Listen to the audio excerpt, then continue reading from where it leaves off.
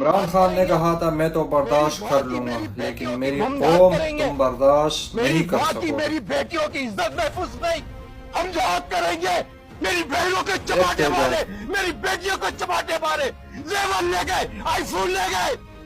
جذبات نہیں ہے ہمارے جس نے اس پاکستان کے لیے صرف کیا. یہ ہے سنی تحریک کا سربراہ ثروت اعجاز قادری, جس کو علماء کانفرنس میں بلایا گیا اور نہیں گیا, اور اس کے گھر پہ چھاپے لگے, اس کے گھر میں اسلحہ برآمد ہوا, یہ برآمد ہوا, وہ برآمد ہوا, اس کے بچوں کو, ان کے عورتوں کو مارا گیا, تھپڑ لگائے گئے. عمران خان نے کہا تھا میری قوم میں تو برداشت کر لوں گا لیکن تم لوگ برداشت نہیں کر سکو گے.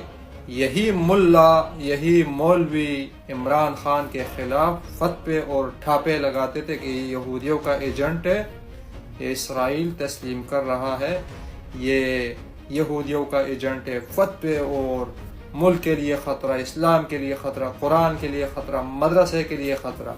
عمران خان نے کہا تھا کہ میری قوم میں تو برداشت کر لوں گا, وہ تو برداشت کر رہے لیکن تم بھی برداشت کرو, ابھی بھگتو, جب تک نہیں نکلو گے بھگتو اور بھگتے رہو.